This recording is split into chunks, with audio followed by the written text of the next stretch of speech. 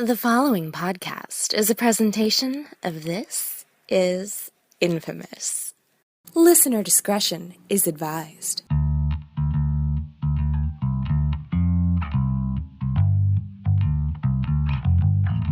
Welcome to the premiere episode of the Lifted Embargo. I'm your host, Billy Donnelly, who you can find at joeblow.com. This is Infamous and, well, the Lifted Embargo.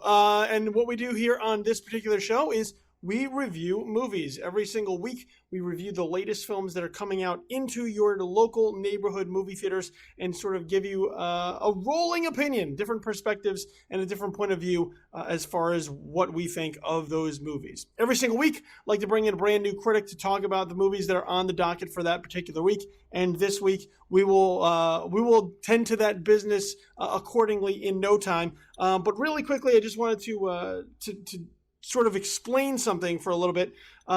Previously, we had been titled as Just the Worst Movie Review Podcast. And I want to thank everybody who supported us for the 31 episodes that we put forth of that particular podcast.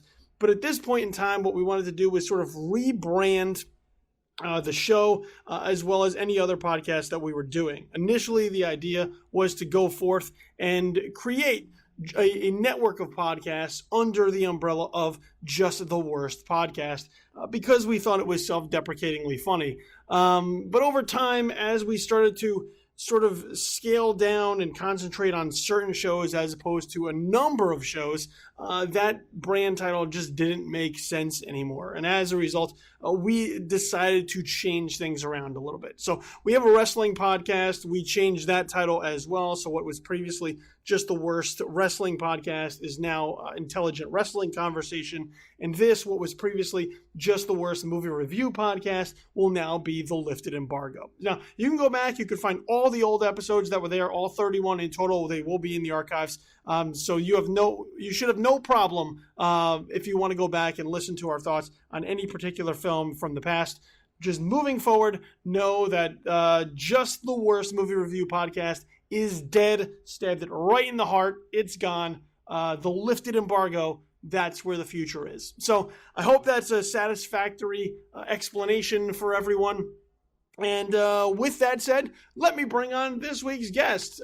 He was on the previous show in episode number 14, to be perfectly precise, where we talked about Star Wars The Force Awakens. Also appeared on a later show, I believe, that I did not pull up the facts on. But look, you can find him on Twitter at Brian Truitt and read his work at USA Today. So Brian Truitt joins us this week on the show. Brian, thank you very much for being a part of this maiden voyage. It's history going on right now. Something like that. I just break embargo. That's right. So look, the Lifted Embargo is a bit of a joke within the film writers, the blogosphere, the critic circle. Because typically what will happen is when a movie is being screened for the critics, the studio will set an embargo for which they would prefer reviews to not go out into the world before that time. So everybody sort of gets their reviews ready and they load them up. And then once the embargo is lifted, it is just a bombardment of critical thought unleashed upon the world. Unlike the Broken Embargo, that's another podcast somewhere else, I think. But those are people who would just complete disregard for any sort of law and order or rules out there in the world. The Lifted Embargo, we're playing within the system a little bit. So that will explain the title for anybody who may be unfamiliar. But yeah, thank you for making history with me, Brian. One of my favorite guests on the old show. So to have you here as part of this particular show, I'm excited about it. I am too. I've only broken embargo one time, and I didn't mean to. But it was for The Forest, and I got yelled at, even though no one told me there was an embargo for it. I still got yelled at. So yeah, the thing with embargoes Funny is like sometimes they're rolling too. It's like embargoes could literally change from day to day, hour to hour. Once the crack is in the dam too, usually set by the trades who just like don't give a shit about embargo at all, then it's just free for all. But it's just one of those things. I mean, I have been a part of of having been held to an embargo after an embargo has been lifted. Like the embargo that's the worst. Yeah, the embargo is lifted. They're like, no. It's this embargo. And I'm like, there are already reviews out there in the world. What do you want me to do? So the two films, we have two films on the docket for this particular week, both which have lifted embargo.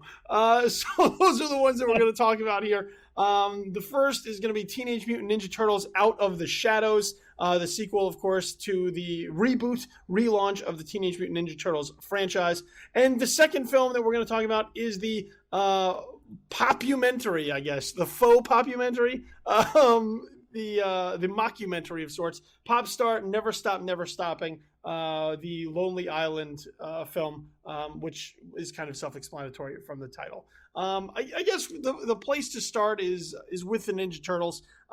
This is a property that has been around for such a long time that a couple years ago was rebooted, put back into the mix to try and capitalize on newfound popularity with the Heroes in the Half Shell. Of course, Leonardo, Donatello, Michelangelo, and Raphael, in traditional fashion, have to deal with their true nemesis and enemy, Shredder. And in this film, we are also introduced to Krang, Rocksteady, and Bebop, as well as Casey Jones joining Megan Fox's April O'Neil to sort of help round out the universe, with also Tyler Perry involved as Baxter Stockman. So, look, as far as the synopsis is concerned, it's the Ninja Turtles fighting bad guys. That's basically all you ever need to know from any Ninja Turtle movie. So let's just get right into it, Brian. Teenage Mutant Ninja Turtles Out of the Shadows. What did you think of this film? It was not terrible. A ringing endorsement. But it's I say that coming from the fact of like I was never a fan growing up. I was a G.I. Joe, Transformers, Mask, Star Wars guy.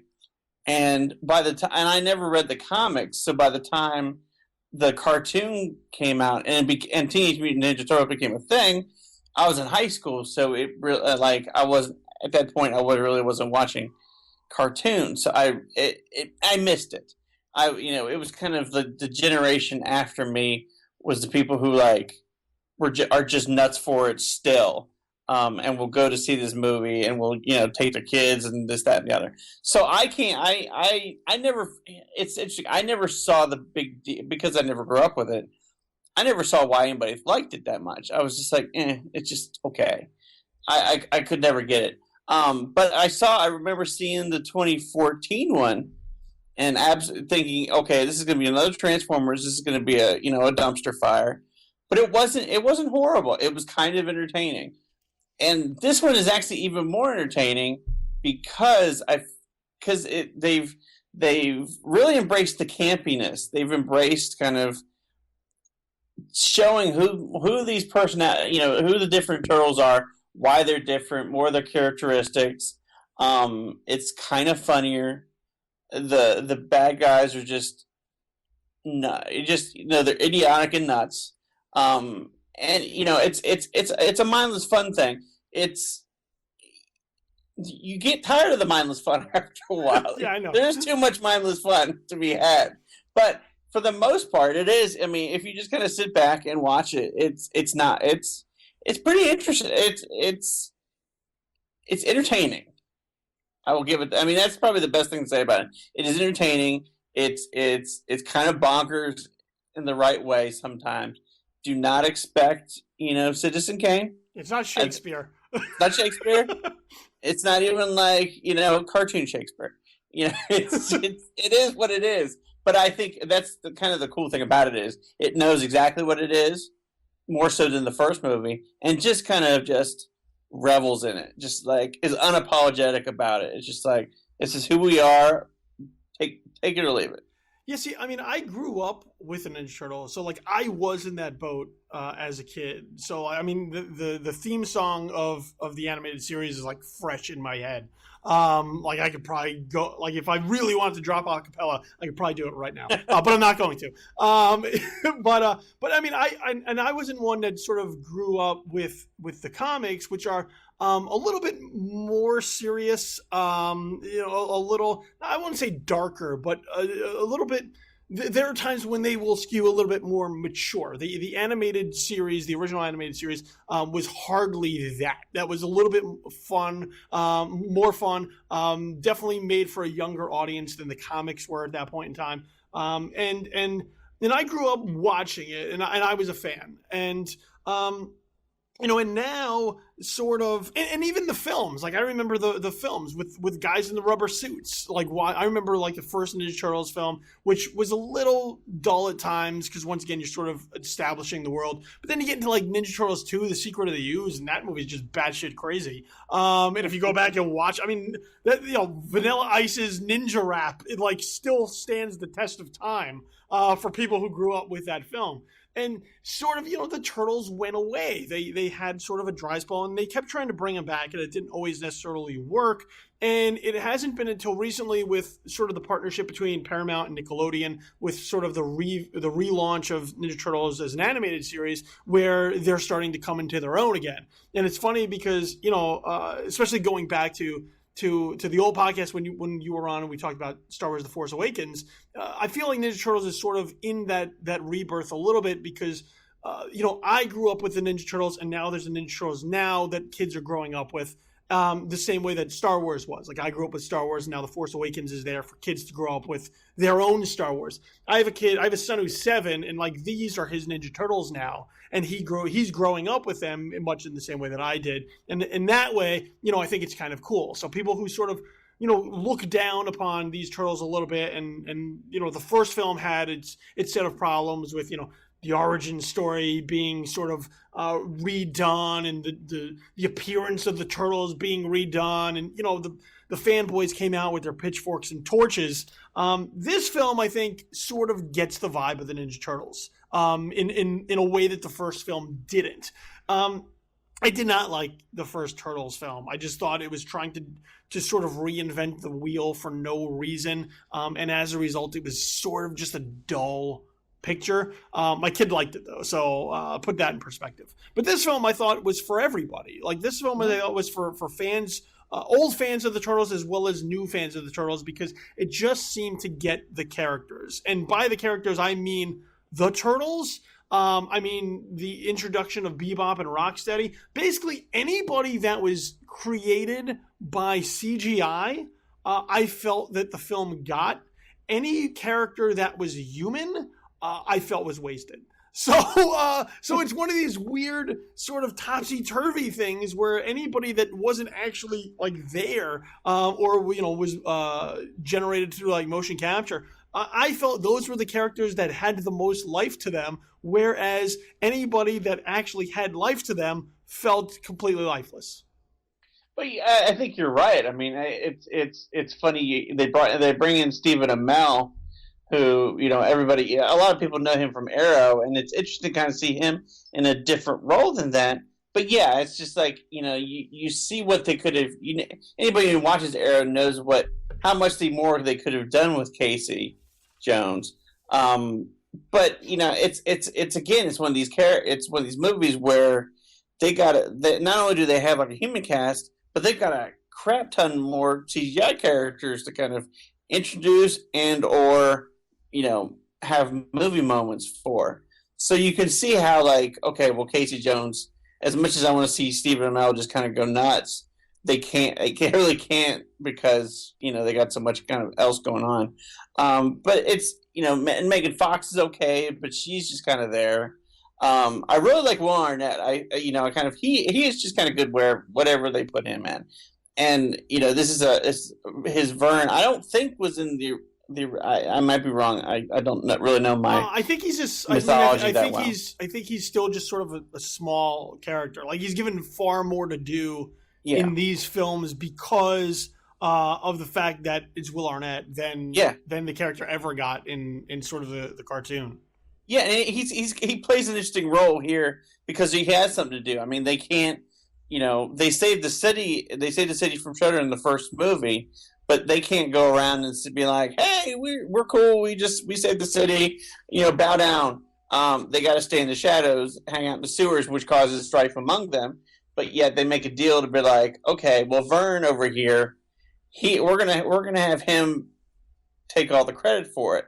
So it's funny because then you allow Will Arnett to kind of play it really big and be like, "Yeah, I saved the city, blah blah blah," and even though he couldn't save a jelly donut, and so it's that's kind of fun, that kind of relationship funny.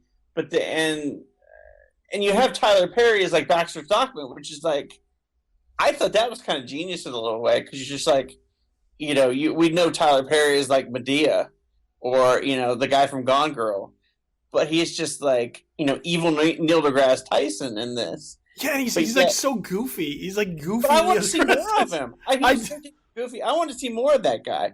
So I think it's that's again one of these problems where we see it in X-Men, especially, but we have only 2 hours, sometimes 2.5 hours to tell the story, and you've got a crap ton of characters to do anything with.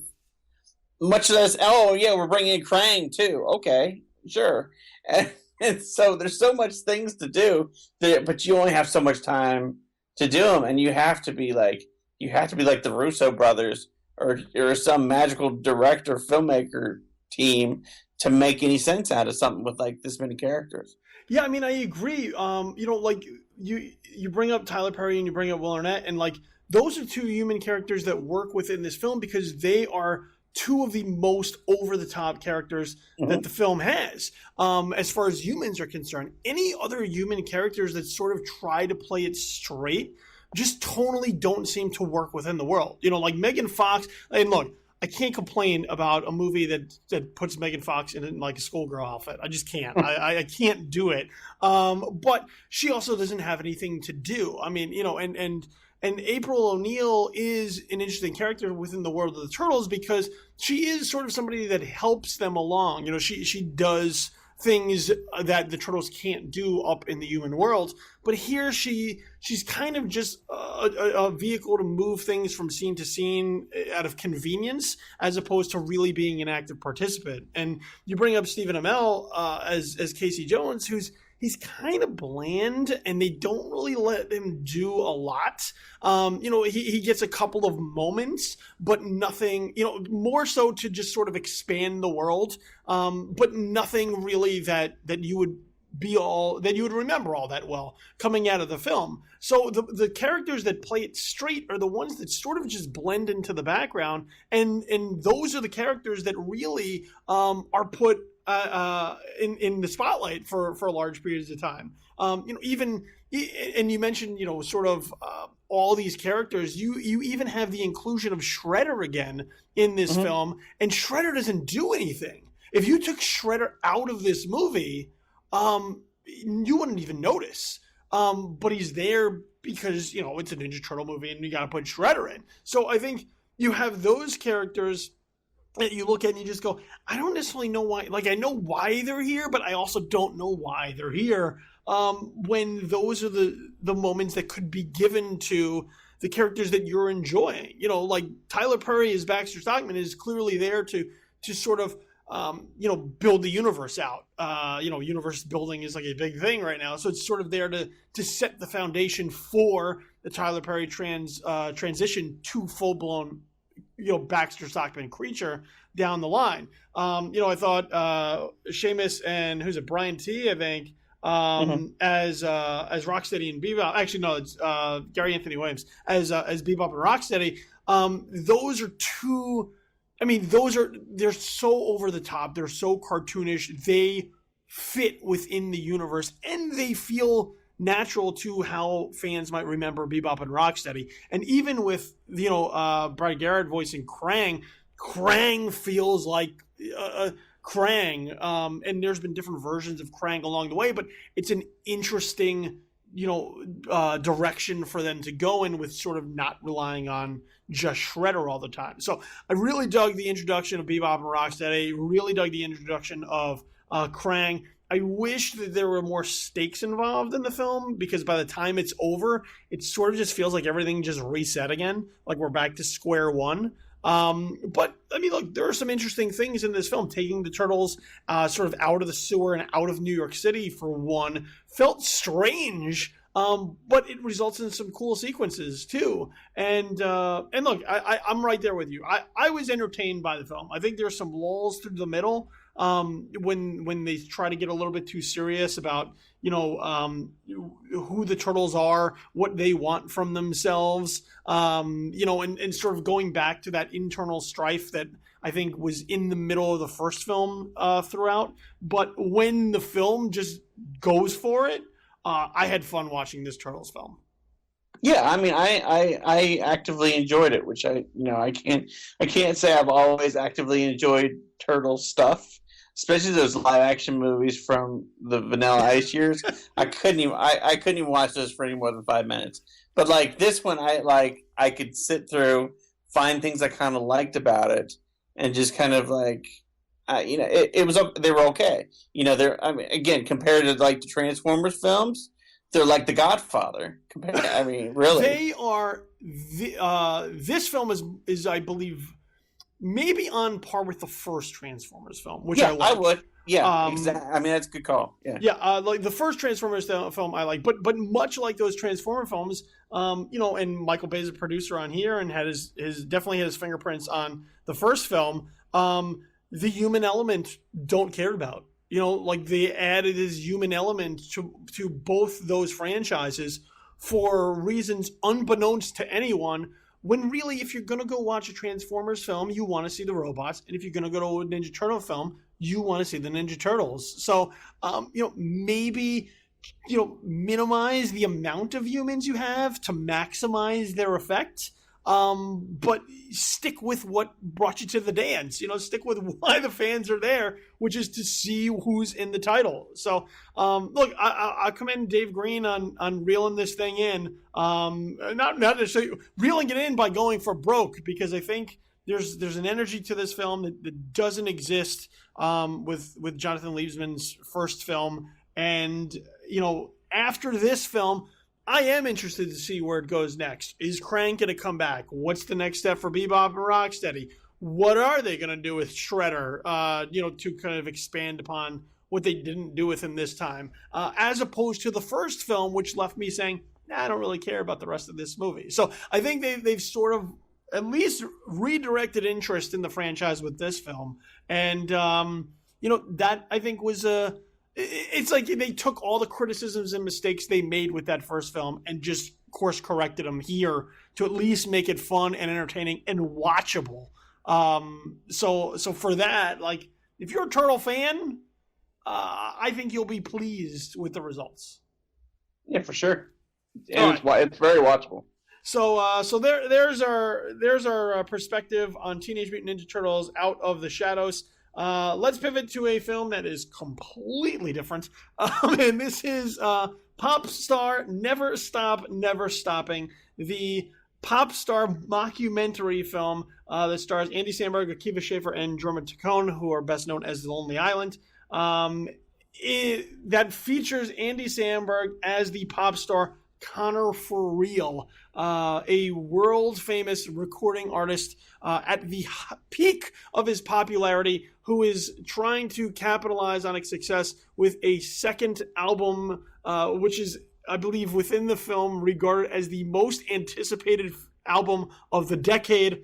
And when that release does not go so well, we have to see the trials and tribulations of this pop star as he tries to regain his fame and sort of his pop star mojo, I guess. A number of cameos throughout this, as far as the music industry is concerned. Sort of a pop star take, I guess, on what This Is Spinal Tap did many, many years ago. So, Brian, pop star, Never Stop, Never Stopping. How did this film do for you? It did a lot better than I ever thought it would. I went in thinking it was, okay, this is going to be another Saturday Night Live film. I didn't like Hot Rod. I love the Lonely Island digital shorts, but I'm coming in here expecting Hot Rod, or expecting the Night at the Roxbury or something. But it's just, I was so just from the start, I was so impressed with how funny it was and how it took and how because it really was. I mean, it really was like a modern Spinal Tap.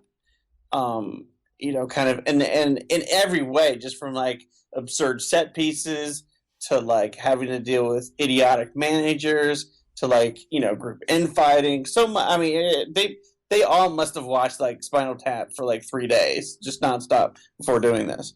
But then they take what they've done so well with like the Lonely Island shorts, and they make like the videos, and then put them in there too. So you have a certain thing. You have Andy Samberg performing and like holographic Adam Levine's freaking on each other, like, and so that's like a bit. And then they have the bit where like where the Mona Lisa is an overrated piece of shit, and you have these set pieces that are hilarious, but then you have like something, you have actually a plot to like put it all together. You have like an emotional arc between the characters, a rather surprisingly crafted one too.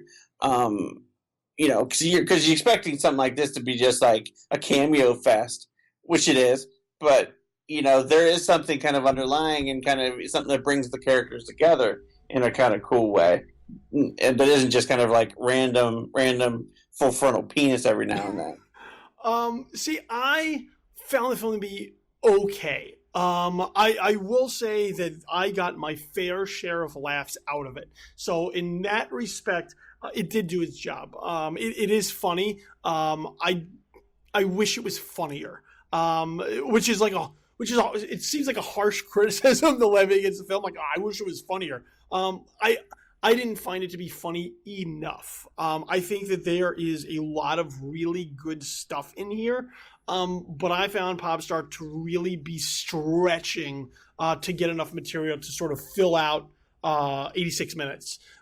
There's sort of this wide. There are some lulls, and when the lulls hit, like, they're pretty lully in the middle of the film, especially when they sort of try to interject some heart into it a little bit. That I was like, yeah, maybe, not completely sold on. But what I found to be really good are some of the bits. There are some really funny bits. You mentioned the hologram bit. That's a pretty hilarious bit. Going through the fact that Connor Farrell has 32 people on his personal payroll, like on his personal personnel, and running through who they are and what they do. I thought that was a pretty funny bit. He's got like 100 producers on this album, which just like reeks of Guns N' Roses Chinese Democracy. Like there are some things in there that I got a pretty good chuckle out of. Look, I've been a fan of the Lonely Island stuff. I think it's really good. I think if you're looking for like strict Lonely Island stuff out of here, you're not going to get it, because I think the songs and the videos only really work within the context of the movie. But like I said, there is some really hilarious stuff in here. I just wish there was more of it, because in sort of comparing it to This Is Spinal Tap, which is probably an unfair comparison because that film is regarded as a classic. I found that film sort of per capita gave me more laughs from beginning to end. Like, This Is Spinal Tap is constantly funny. I found Popstar to be periodically funny. When it's good, it's really good. When it's not, I started to zone out throughout the film. Actually, I mean, this is really a great 70-minute film, because there's about probably a good 20 minutes of it are just like cameos from, like, because you get two different kind of cameos. You get the celebrity cameos who actually play like actual characters, which those are the best for me. Yeah, like Usher. There's lots of Usher. Yeah, and then there's lots of just that talking heads, like it's like for the whole mockumentary behind the musicness of it, and it slows it down. I mean, they're kind of it's hit and miss in terms of if they're funny or not, but that's kind of what Spinal Tap did so well. You had the talking heads here and there, but it really wasn't that much of it. I mean, kind of you'd have it here and there. You'd have Rob Reiner talking to the band like in every 20 minutes or so, maybe. But here it's just like you have like a good 2 minutes of it straight.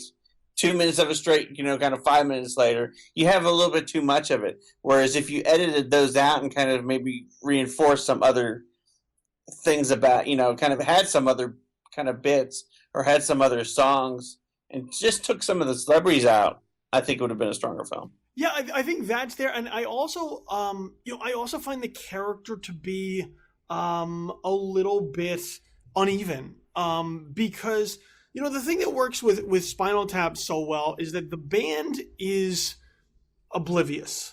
They don't know how absurd they are, and that's really where a lot of the humor is taken from. With Popstar, you don't always get the sense that Connor for real is fully absurd.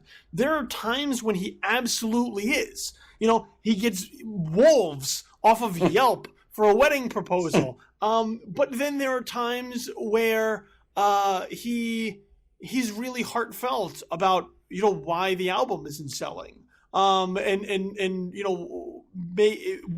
there mistakes made along the way?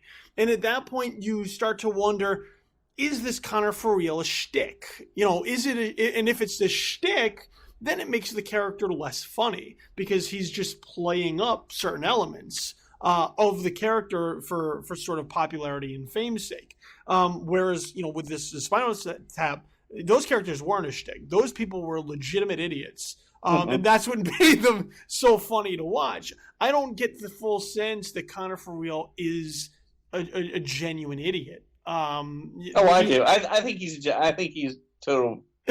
See, I never got the fact that he was a buffoon. I think he is someone who sort of believes his own hype after a while, and maybe that eliminates some perspective from him. And there's clearly a lot of Justin Bieber sort of parallels to this guy who started out very much normal, as the style, as part of the Style Boys. These are just three kids that rode a wave and became popular, and then once the hype sort of consumed them, he becomes a bit of an asshole.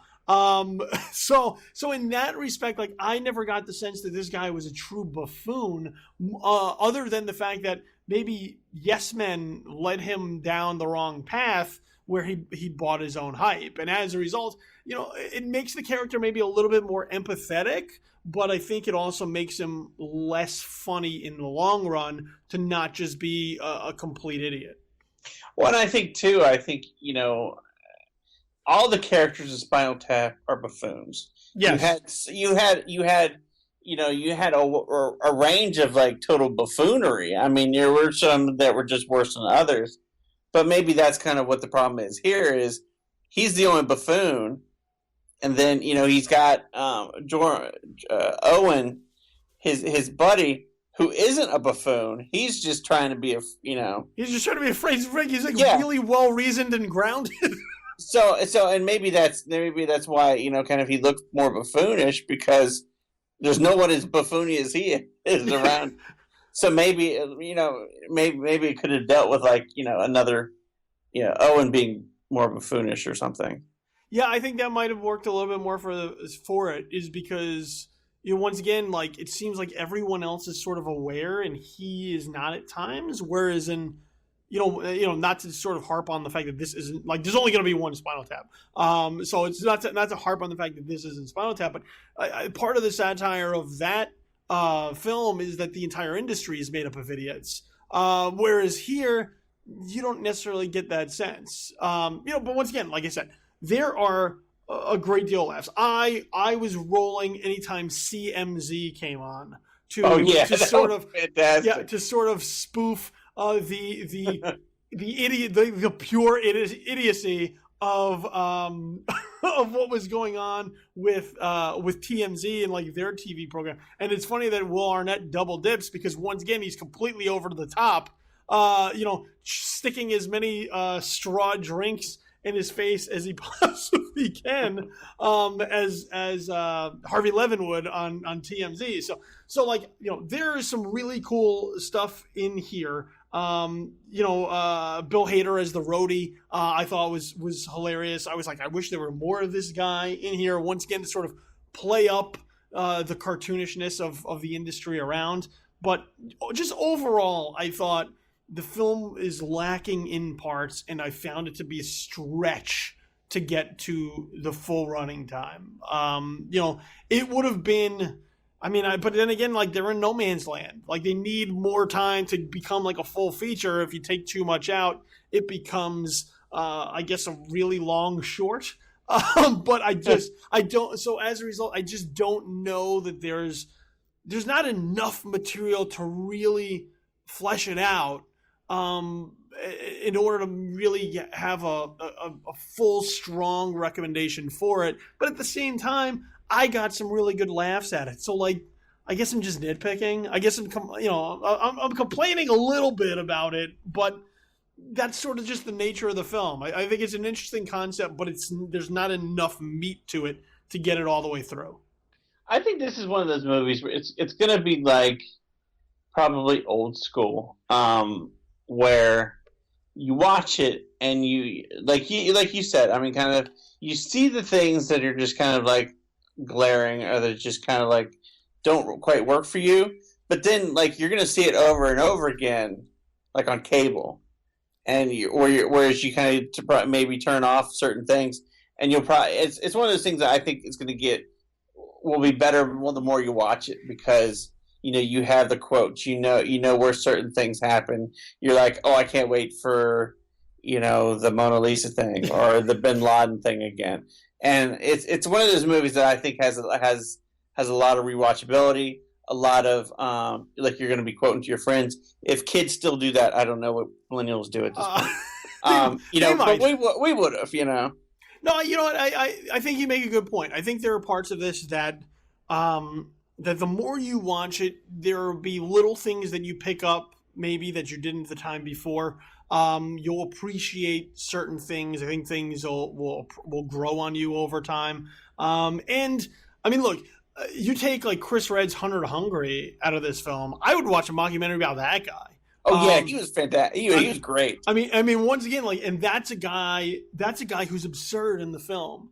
And I think there needed to be just a little bit more cartoonish nature to some of it. I think when it sort of tries to ground itself, I think that's where the film starts to come to a bit of a screeching halt. Because look, there's a great bit that is completely off camera, where he is having this heartfelt conversation with Tim Meadows as his manager. And because it's sort of painful for him what the album sales are, they ask him to stop rolling. They ask him to stop shooting the footage of it. And then there's a bee attack that happens off camera that once again is sort of like, when the movie is absurd, once again, it sort of goes back to the similar theme with the Turtles movie, is when the movie just goes for it and is absurd. I think that's when it works the best. When it tries to get a little bit more, back to basics, a little bit more serious, that's when the film doesn't necessarily work for me. So let this be a lesson. If you're just gonna go like full blown, like just go 100% insane. Don't no half measures. Go 100% insane. And I think that's the lesson to be taken out of this episode is that seriousness can suck when it's put against absurdity. Absurdity rules. Absurdity rules. So those are the two films this week. So to recap, Teenage Mutant Ninja Turtles: Out of the Shadows. Both of us entertained by this one. I think if you're a Turtle fan of yesteryear or today, you will find something to like out of this. The film's not without its problems.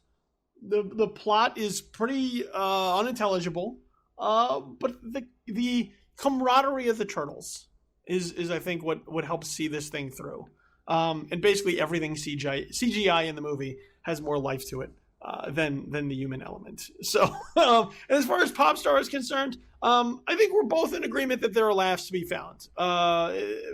Movie played a little bit better for Brian overall, but it could have future potential to keep going back and revisiting this, and over time it may grow on you. I wish the film was funnier, which may seem like a harsh criticism because I did get laughs out of it. So if that's your baseline, if that's what you want, like I just want to go and get some laughs, I think Popstar does the trick, and I think we can agree on that it does what it needs to do for what you pay your money for. So two films, not a bad weekend. They're not Turtles is I guess the blockbuster, but they're not like the ginormous movies you would normally see, but I think if you see either one of them, you'll get your money's worth. So those are the two films that we talked about: Ninja Turtles: Out of the Shadows and Popstar: Never Stop, Never Stopping. So pick your poison this week as you head to the theater. Brian, before I let you go, man, let everybody know where it is they can find you out there in the world of print and the interwebs. I'm breaking embargo daily at at life.usatoday.com. You find my stuff there, and on Twitter at Brian Truitt. So there you go. Make sure you find all Brian's work out there on the interwebs.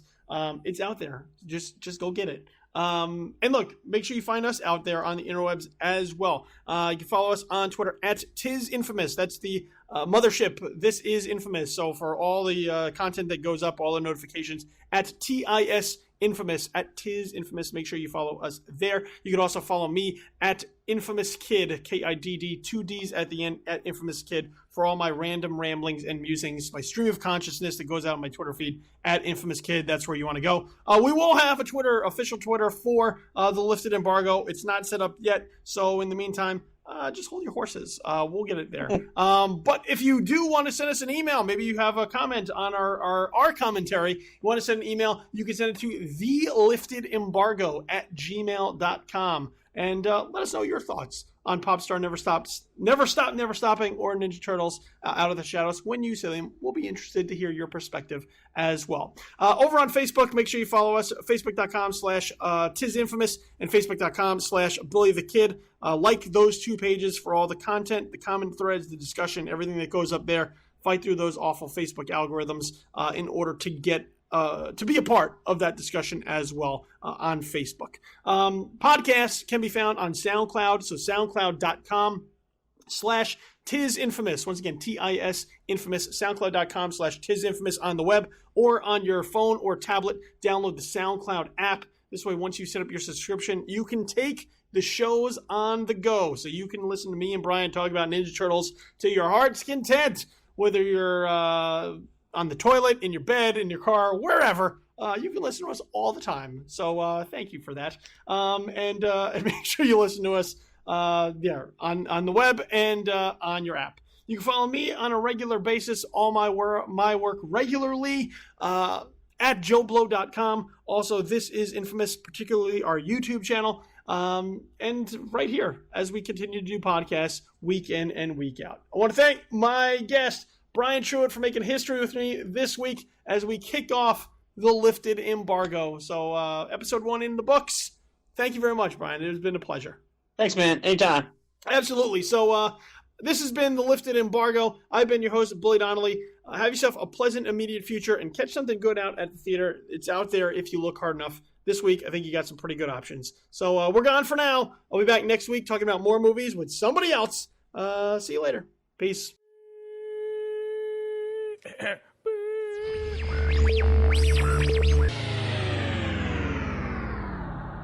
The Lifted Embargo is a podcast presentation of This Is Infamous.